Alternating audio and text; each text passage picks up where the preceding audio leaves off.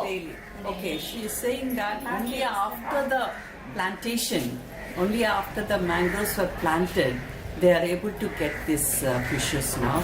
They get fish, crabs and prawns, and daily they go there. Every day they go there to do the fishing, and an income of about about 200 rupees to 250 rupees they get per day.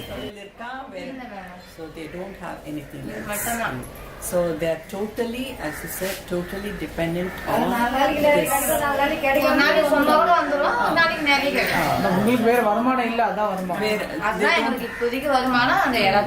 So they have no other skills, they have no other way of getting their income.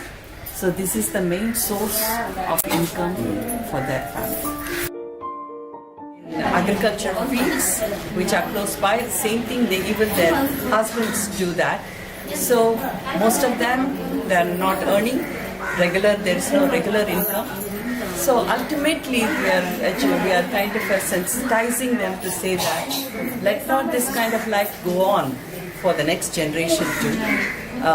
Whatever the difficulties, make them, send them to schools and let them be educated, and definitely they will change. The next generation will be different.